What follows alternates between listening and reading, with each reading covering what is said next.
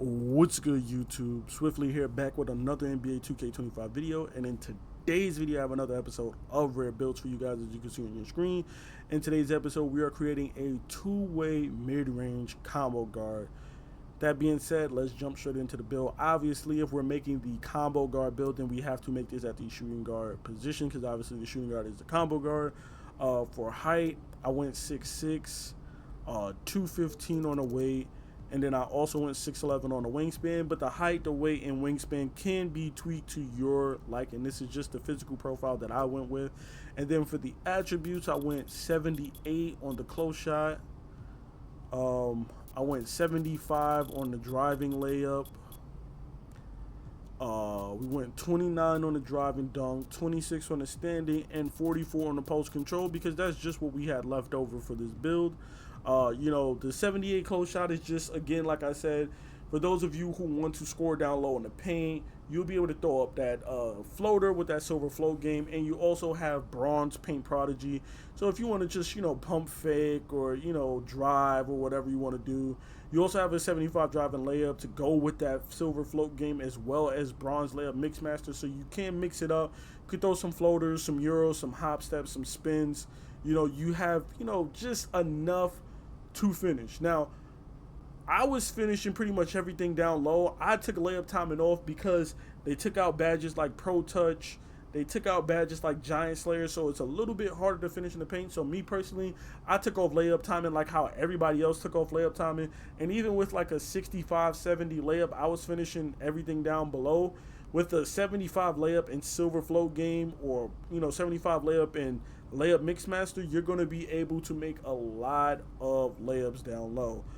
Moving on, we do have our shooting, which we do have a 93 on the midi, and then a 63 three ball with an 80 free throw.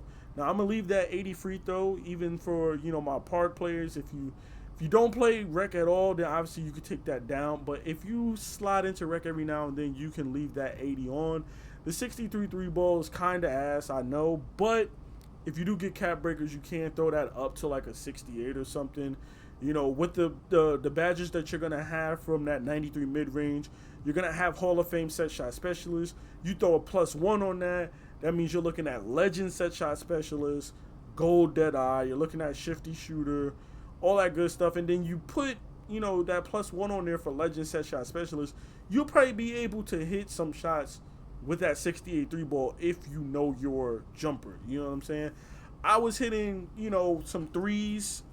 I was hitting some deep twos and some middies while having like a 40 something mid range, because I put my three up first. So I feel like the reverse of that is also possible, especially if you have hot spots. You can always go into the art of shooting, put it on rookie difficulty, put real player percentage on, and then just go in there and just use like the two week one, which gives you 2 hot spots, or you could use the 1 week one and just make it to where you have 1 hot spot. It's extremely easy to do the 1 or 2 level one, and then what you do is you pick like the corners and you get your hot spots in there, right? And then you go into my career on rookie difficulty and you put it to real player percentage or difficulty based percentage, and then you get your hot spots in there, and then from there, now you have those spots lethal now. Because you can get hot spots in my career, and then you can turn those hot spots into lethal spots in the art of shooting. And then, you have legendary set shot specialist with a 68 three ball and some hot zones. You're going to be, that 68 three ball isn't going to be a 68 three ball when you factor in hot spots and legendary set shot specialist. I'm just saying that's just one thing that you could do with the build. Obviously, you can put your cap breakers on something else that you feel is probably better. It's totally up to you. You can go playmaking, you can go defense. Again, I'm just giving you guys options. Of course, this is just a blueprint to get the name two-way mid-range combo guard. Obviously, you can do whatever it is that you like, tweak the build to your liking. Moving on, we are going to talk about our playmaking, which we do have an 87 on the pass accuracy. We're going to be rocking an 86 on the ball handle, and then, of course, an 85 capped out on the speed with ball. Now, if you want, you can drop your weight down some, just so that you can get your speed with ball up. to an 86 for that gold lightning launch. Or you could just put a +1 on it. It's up to you. You know, if you could get gold and then put your +1 on that and get Hall of Fame, that would be pretty dope. But again, like I said, this is just a blueprint to get the name. It's totally up to you how you tweak this build to your liking. Moving on to defense, though, we're going to have a 59 on the interior defense. We're going to have a 92 on the perimeter defense. And then we're going to have a 91 on the steal with a 42 block. So that 92 perimeter is going to get you gold challenger, on-ball menace, pick dodger, and we're also going to have immovable enforcer on this build. You're also going to have Hall of Fame off-ball pass. And then that 91 still is enough to get you gold glove and interceptor, which is actually pretty nice. You know, you'll be able to play the passing lanes and all that good stuff. Now, you obviously could go down to 85 for just gold interceptor if you only care about passing lanes and you want to budget it a little bit, but I went 91 just for that gold glove because I do be liking to reach sometimes. I'm not going to lie. I'm very disciplined, but every now and then if a dude's scoring me here and there, I get kind of pissed, and then I start like trying to rip some shit. You know what I'm saying? So you want that extra oomph to your defense, and then also you can always go throw that +1 on your glove, and now you got a Hall of Fame glove or Hall of Fame interceptor with the 91 steal. So again, you have your options depending on whatever it is that you want to do. For the rebounder, we have a 26 offensive with a 52 defensive. Nothing really special there. For the speed, I went up 1 for the 81 speed, and then I went 83 on the agility, which in my opinion is more important. You can always drop that and go higher up on agility, but I went 81, 83. Keep in mind, when it comes to playing defense, agility is the most important thing. Yes, perimeter defense and steal is nice to have, but agility is what's going to help you with staying in front of your man, which is why agility is tied to on-ball menace. So you see there, we're going to have gold on-ball menace, gold pick dodger, gold shifty shooter, which is very nice. I tell you guys this all the time, I play on my PG. My very first build has a 54 perimeter and a 46 steal. I didn't even put my steal up on that build, and for the longest time, I didn't even put my perimeter defense up because I'm like, 54 is not going to make much of a difference. But I put it up just so I can get a little bit more shot contest. And with the 54 perimeter defense and an 86 agility, I'm able to box dudes up on the perimeter. The only time people score on me is by cherry picking or setting screens.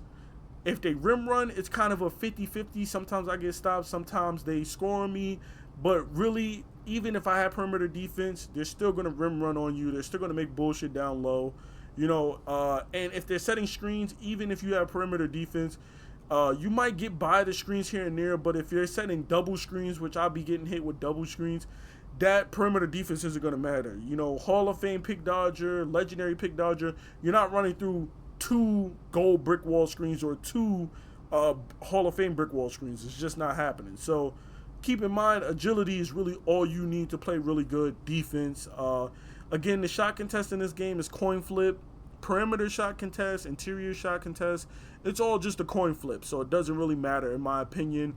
I get by with a 54 perimeter and like an 86 agility, but I've also been playing a lockdown since 2K17, so I have experience playing, like, you know, defense a lot, having to guard ball, you know, guard on ball and whatnot. So, you know, if you're good on the sticks, you can, you know, just worry about agility as far as defense. Moving on, enough yap.